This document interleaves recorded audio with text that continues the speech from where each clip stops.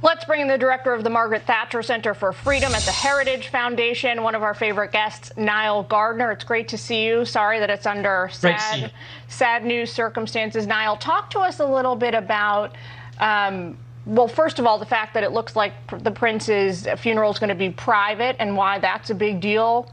Disappointing, I would think, to a lot of Britons. And then a little bit about his role in the monarchy.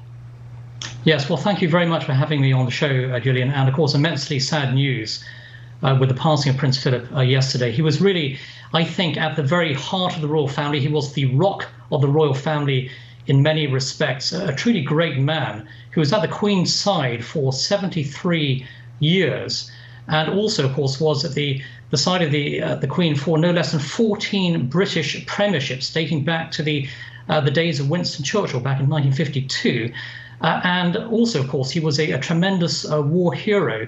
During World War II, he was mentioned in dispatches. He fought in the Royal Navy in several major campaigns. And he was part of that tremendous World War II generation that gave so much for the future of the free world. And we owe him an immense debt of gratitude. And as you mentioned, the funeral next week on Saturday, which will be at 10 a.m. US time, 3 p.m. UK time, will be a ceremonial funeral, will not be a state funeral.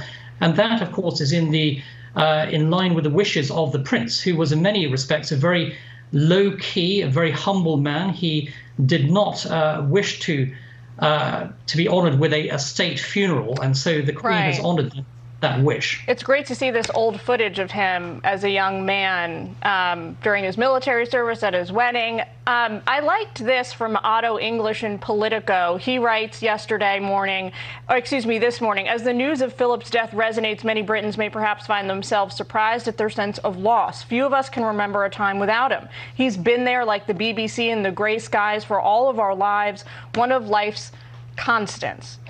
Tell us a little bit more about this sense that he's really been this ubiquitous presence through most of the important, if not all of the important, milestones in British history over the last century.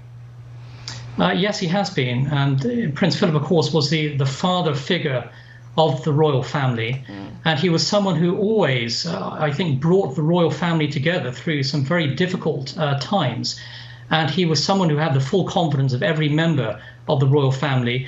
And also, of course, he was deeply loved and cherished by the British people. He was one of the most popular figures in the royal family.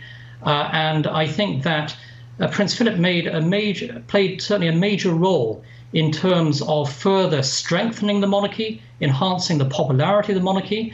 And let's not forget that the monarchy plays a hugely important role in everyday life in the United Kingdom. Niall, I want to make sure, sorry to cut you off, I just want to make sure before I let you go that we talk about the Queen for a very quick moment.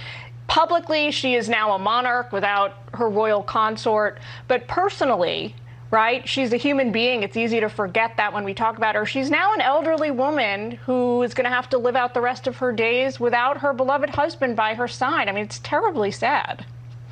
It is immensely sad, and the Queen and Prince Philip shared a tremendously close partnership.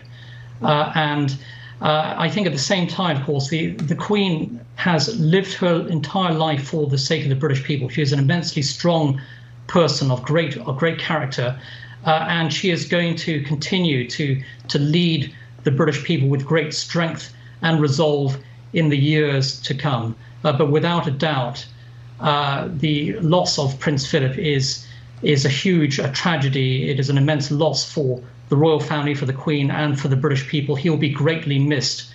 And he represented a generation of selflessness, a generation of great heroes and patriots who lived their lives, who gave their lives for the British people and for the free world. And to them, we owe an immense debt.